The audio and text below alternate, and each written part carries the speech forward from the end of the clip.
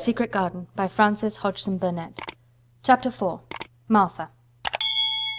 When she opened her eyes in the morning, it was because a young housemaid had come into her room to light the fire, and was kneeling on the hearthrug, raking out the cinders noisily. Mary lay and watched her for a few moments, and then began to look about the room. She had never seen a room at all like it, and thought it curious and gloomy. The walls were covered with tapestry with a forest scene embroidered on it. There were fantastically dressed people under the trees, and in the distance there was a glimpse of the turrets of a castle. There were hunters and horses and dogs and ladies. Mary felt as if she were in the forest with them.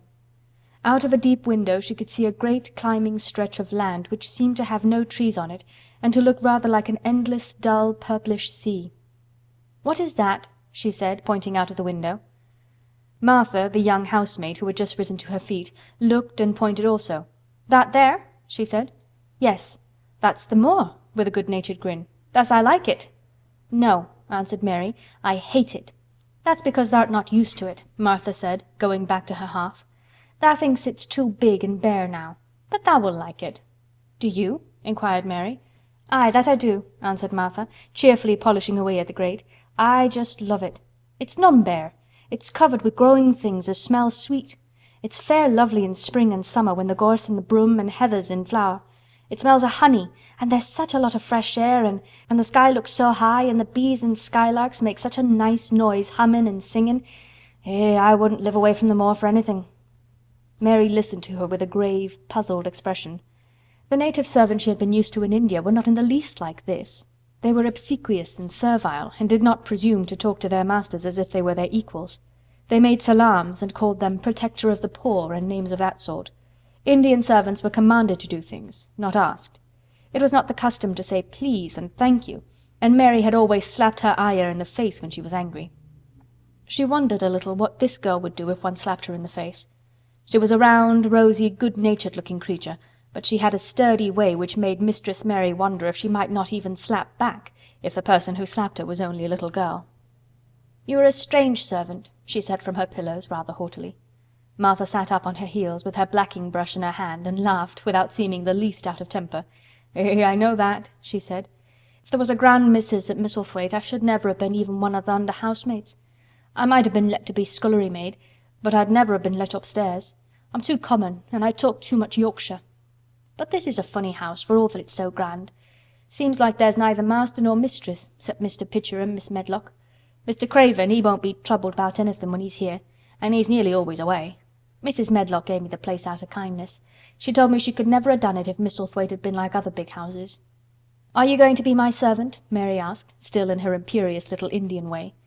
Martha began to rub her grate again. "I'm Mrs. Medlock's servant," she said stoutly, "and she's Mr. Craven's. But I'm to do the housemaid's work up here and wait on you a bit. But you won't need much waiting on." "Who is going to dress me?" demanded Mary. Martha sat up on her heels and stared. She spoke in broad Yorkshire in her amazement. "Canna I dress thysen?" she said. "What do you mean? I don't understand your language," said Mary. I forgot," Martha said. "Mrs. Medlock told me I'd have to be careful or you wouldn't know what I was saying. I mean, can't you put on your own clothes?" "No," answered Mary quite indignantly. "I never did in my life. My ayah dressed me, of course." "Well," said Martha, evidently not in the least aware that she was impudent, "it's time tha should learn. Tha cannot begin younger. It'll do thee good to wait on thysen a bit.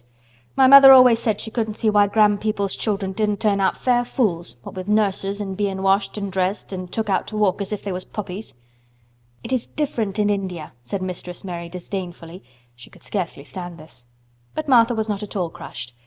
"I can see it's different," she answered almost sympathetically. "I dare say it's because there's such a lot of blacks there instead of respectable white people. When I heard you was coming from India I thought you was a black too." Mary sat up in bed furious. "What?" she said. "What? You thought I was a native!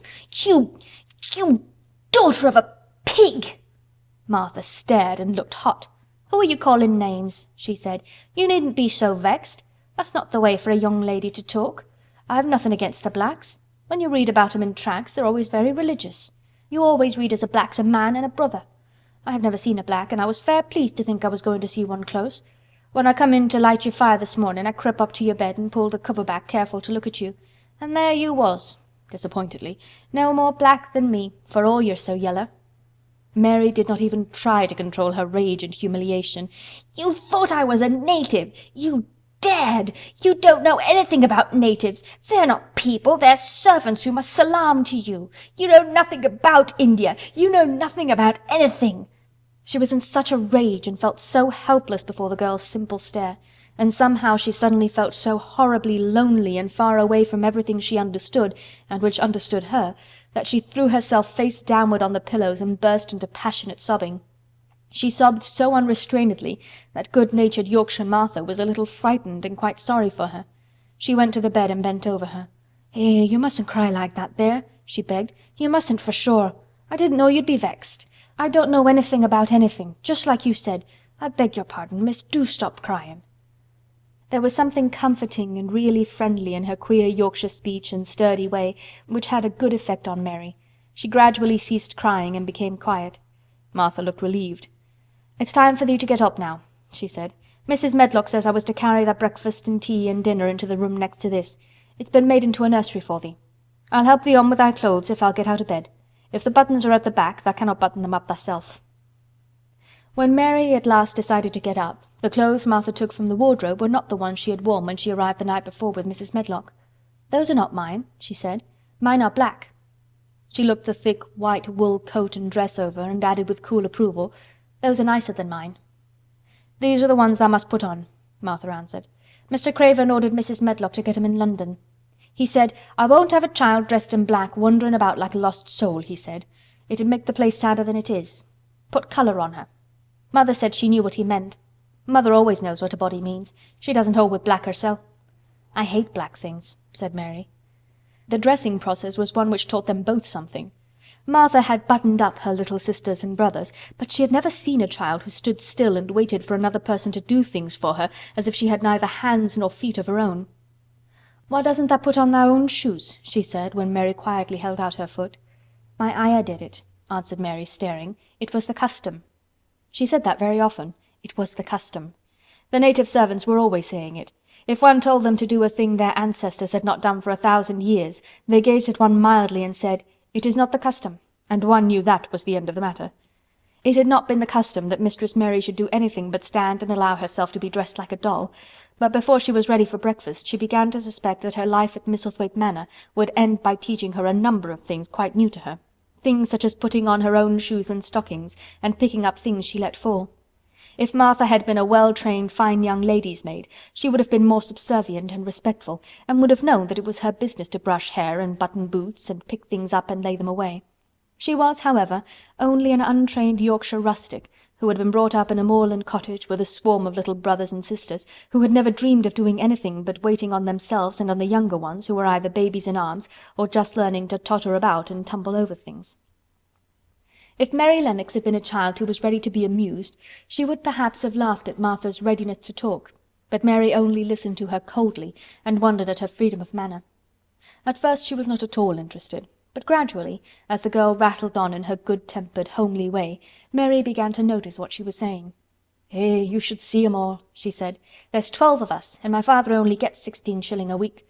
I can tell you my mother's put to it to get porridge for 'em all. They tumble about on the moor and play there all day, and mother says the air of the moor fattens 'em. She says she believes they eat the grass same as the wild ponies do. Our Dickon, he's 12 years old, and he's got a young pony he calls his own." "Where did he get it?" asked Mary. "He found it on the moor with its mother when it was a little un, and began to make friends with it and give it bits of bread and pluck young grass for it.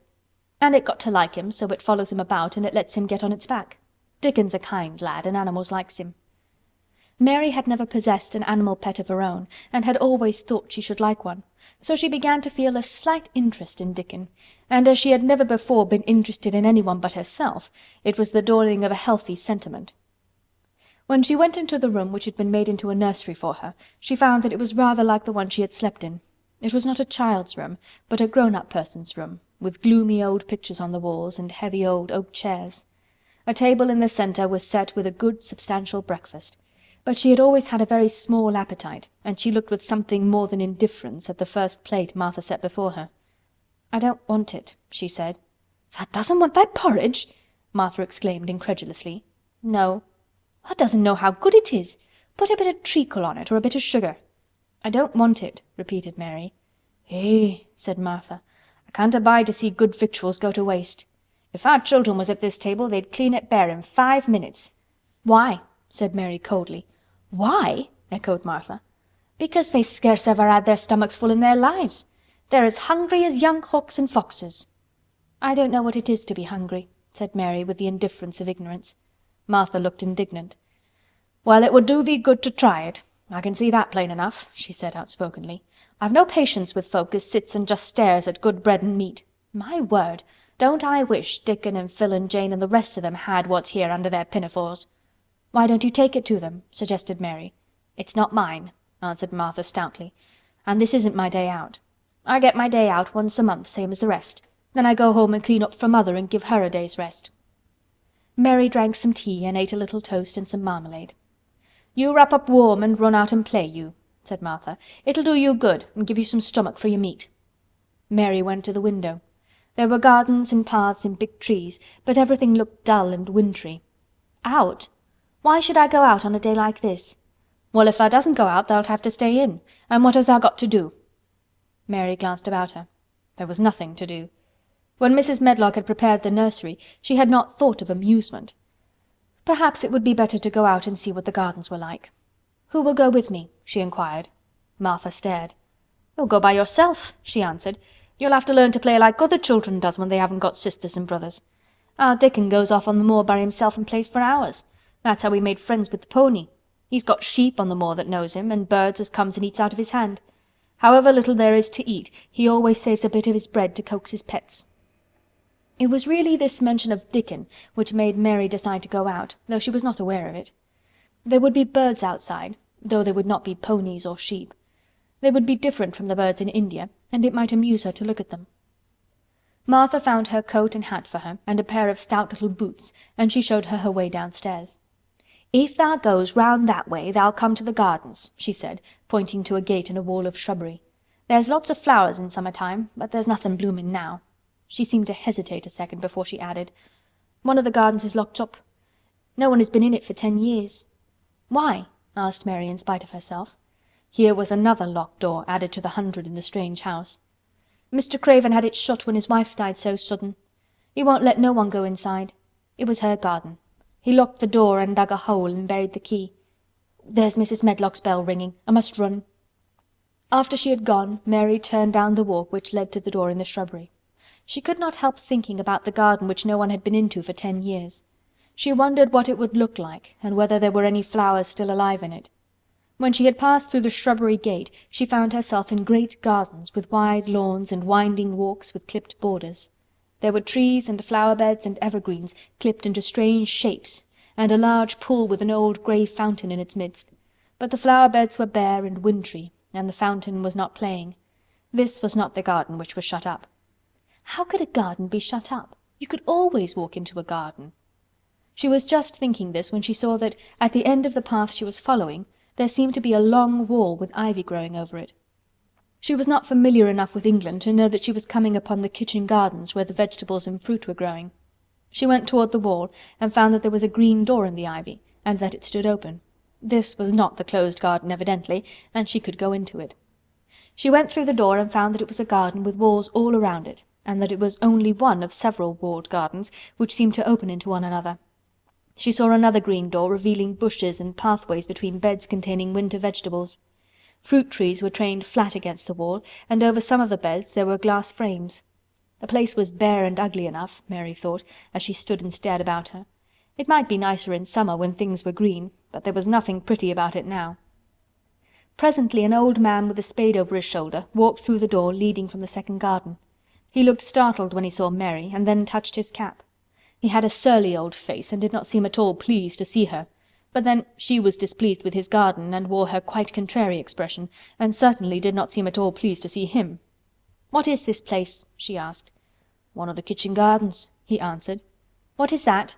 said Mary, pointing through the other green door. "Another of 'em," shortly. "There's another on t'other side of the wall, and there's th' orchard t'other side of that." "Can I go in them?" asked Mary. "If tha likes, but there's nowt to see." Mary made no response. She went down the path and through the second green door. There she found more walls and winter vegetables and glass frames, but in the second wall there was another green door, and it was not open. Perhaps it led into the garden which no one had seen for 10 years. As she was not at all a timid child, and always did what she wanted to do, Mary went to the green door and turned the handle. She hoped the door would not open, because she wanted to be sure she had found the mysterious garden, but it did open quite easily, and she walked through it and found herself in an orchard. There were walls all round it also, and trees trained against them, and there were bare fruit trees growing in the winter-browned grass, but there was no green door to be seen anywhere. Mary looked for it, and yet when she had entered the upper end of the garden she had noticed that the wall did not seem to end with the orchard, but to extend beyond it as if it enclosed a place at the other side. She could see the tops of trees above the wall, and when she stood still she saw a bird with a bright red breast sitting on the topmost branch of one of them, and suddenly he burst into his winter song, almost as if he had caught sight of her and was calling to her. She stopped and listened to him, and somehow his cheerful, friendly little whistle gave her a pleased feeling. Even a disagreeable little girl may be lonely, and the big closed house and big bare moor and big bare gardens had made this one feel as if there was no one left in the world but herself. If she had been an affectionate child who had been used to being loved, she would have broken her heart, but even though she was Mistress Mary quite contrary, she was desolate, and the bright-breasted little bird brought a look into her sour little face which was almost a smile. She listened to him until he flew away. He was not like an Indian bird, and she liked him, and wondered if she should ever see him again. Perhaps he lived in the mysterious garden and knew all about it. Perhaps it was because she had nothing whatever to do that she thought so much of the deserted garden. She was curious about it, and wanted to see what it was like. Why had Mr. Archibald Craven buried the key? If he had liked his wife so much, why did he hate her garden? She wondered if she should ever see him, but she knew that if she did she should not like him, and he would not like her, and that she should only stand and stare at him and say nothing, though she should be wanting dreadfully to ask him why he had done such a queer thing. "People never like me, and I never like people," she thought, "and I can never talk as the Crawford children could. They were always talking and laughing and making noises." She thought of the robin and of the way he seemed to sing his song at her, and as she remembered the tree-top he perched on, she stopped rather suddenly on the path. "I believe that tree was in the secret garden. I feel sure it was," she said. "There was a wall round the place and there was no door." She walked back into the first kitchen garden she had entered and found the old man digging there. She went and stood beside him and watched him a few moments in her cold little way. He took no notice of her, and so at last she spoke to him. "I've been into the other gardens," she said. "There was nothing to prevent thee," he answered crustily. "I went into the orchard." "There was no dog at the door to bite thee," he answered. "There was no door there into the other garden," said Mary. "What garden?" he said in a rough voice, stopping his digging for a moment. "The one on the other side of the wall," answered Mistress Mary. "There are trees there. I saw the tops of them. A bird with a red breast was sitting on one of them, and he sang." To her surprise, the surly old weather-beaten face actually changed its expression. A slow smile spread over it, and the garden looked quite different. It made her think that it was curious how much nicer a person looked when he smiled. She had not thought of it before. He turned about to the orchard side of his garden and began to whistle, a low, soft whistle. She could not understand how such a surly man could make such a coaxing sound. Almost the next moment a wonderful thing happened. She heard a soft little rushing flight through the air, and it was the bird with the red breast flying to them, and he actually alighted on the big clod of earth quite near to the gardener's foot. "Here he is," chuckled the old man, and then he spoke to the bird as if he was speaking to a child. "Where has tha been, tha cheeky little beggar?" he said. "I've not seen thee before today. Has tha begun tha courting this early in the season? Tha'rt too forrard." The bird put his tiny head on one side and looked up at him with his soft, bright eye, which was like a black dewdrop. He seemed quite familiar and not the least afraid. He hopped about and pecked the earth briskly, looking for seeds and insects. It actually gave Mary a queer feeling in her heart because he was so pretty and cheerful and seemed so like a person. He had a tiny plump body and a delicate beak and slender delicate legs. "Will he always come when you call him?" she asked almost in a whisper. "Aye, that he will. I've knowed him since he was a fledgling. He come out of the nest into the garden, and when he first flew over the wall he was too weak to fly back for a few days, and we got friendly. When he went over the wall again the rest of the brood was gone, and he was lonely and he come back to me." "What kind of a bird is he?" Mary asked. "Doesn't tha know? He's a robin redbreast, and they're the friendliest, curiousest birds alive. They're almost as friendly as dogs, if you know how to get on with them. Watch him pecking about there and looking round at us now and again. He knows we're talking about him." It was the queerest thing in the world to see the old fellow. He looked at the plump little scarlet waistcoated bird as if he were both proud and fond of him. "He's a conceited one," he chuckled. "He likes to hear folk talk about him. And curious, bless me, there never was his like for curiosity and meddlin'. He's always comin' to see what I'm planting. He knows all the things Mester Craven never troubles hisself to find out. He's the head gardener, he is." The robin hopped about busily pecking the soil, and now and then stopped and looked at them a little. Mary thought his black dewdrop eyes gazed at her with great curiosity. It really seemed as if he were finding out all about her. The queer feeling in her heart increased. "Where did the rest of the brood fly to?" she asked. "There's no knowin'. The old ones turn 'em out of their nest and make 'em fly and they're scattered before you know it. This one was a knowin' one, and he knew he was lonely." Mistress Mary went a step nearer to the robin and looked at him very hard. "I'm lonely," she said. She had not known before that this was one of the things which made her feel sour and cross. She seemed to find it out when the robin looked at her, and she looked at the robin. The old gardener pushed his cap back on his bald head and stared at her a minute. "Art thou the little wench from India?" he asked. Mary nodded. "Then no wonder thou'rt lonely. Thou'lt be lonelier before tha's done," he said. He began to dig again, driving his spade deep into the rich, black garden soil, while the robin hopped about very busily employed. "What is your name?" Mary inquired. He stood up to answer her. "Ben Weatherstaff," he answered, and then he added with a surly chuckle, "I'm lonely mysel', except when he's with me," and he jerked his thumb toward the robin. "He's the only friend I've got." "I have no friends at all," said Mary. "I never had. My Ayah didn't like me, and I never played with anyone." It is a Yorkshire habit to say what you think with blunt frankness, and old Ben Weatherstaff was a Yorkshire moorman. "Tha an' me are a good bit alike," he said. "We was wove out of the same cloth. We're neither of us good-lookin', and we're both of us as sour as we look. We've got the same nasty tempers, both of us, I'll warrant." This was plain speaking, and Mary Lennox had never heard the truth about herself in her life. Native servants always salaamed and submitted to you, whatever you did. She had never thought much about her looks, but she wondered if she was as unattractive as Ben Weatherstaff, and she also wondered if she looked as sour as he had looked before the robin came. She actually began to wonder also if she was nasty-tempered. She felt uncomfortable. Suddenly a clear, rippling little sound broke out near her, and she turned round. She was standing a few feet from a young apple tree, and the robin had flown onto one of its branches and had burst out into a scrap of song. Ben Weatherstaff laughed outright. "What did he do that for?" asked Mary. "He's made up his mind to make friends with thee," replied Ben. "Dang me if he hasn't took a fancy to thee." "To me?" said Mary, and she moved toward the little tree softly and looked up. "Would you make friends with me?" she said to the robin, just as if she was speaking to a person. "Would you?" And she did not say it either in her hard little voice or in her imperious Indian voice, but in a tone so soft and eager and coaxing that Ben Weatherstaff was as surprised as she had been when she heard him whistle. "Why," he cried out, "tha said that as nice and human as if tha was a real child instead of a sharp old woman. Tha said it almost like Dickon talks to his wild things on the moor." "Do you know Dickon?" Mary asked, turning round rather in a hurry. "Everybody knows him. Dickon's wandering about everywhere. The very blackberries and heatherbells knows him. I warrant the foxes show him where their cubs lies, and the skylarks doesn't hide their nests from him."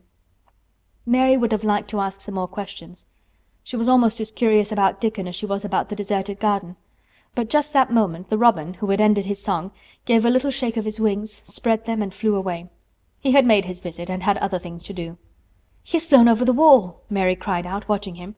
"He's flown into the orchard. He's flown across the other wall, into the garden where there is no door." "He lives there," said old Ben. "He came out of the egg there. If he's courtin', he's making up to some young madam of the robin that lives among the old rose trees there." "Rose trees?" said Mary. "Are there rose trees?" Ben Weatherstaff took up his spade again and began to dig. "There was 10 year ago," he mumbled. "I should like to see them," said Mary. "Where is the green door? There must be a door somewhere." Ben drove his spade deep and looked as uncompanionable as he had looked when she first saw him. "There was 10 year ago, but there isn't now," he said. "No door?" cried Mary. "There must be." "None as anyone can find, and none as is anyone's business. Don't you be a meddlesome wench and poke your nose where it's no cause to go. Here, I must get on with my work. Get you gone and play you, I've no more time." And he actually stopped digging, threw his spade over his shoulder and walked off, without even glancing at her or saying good-bye. End of chapter 4.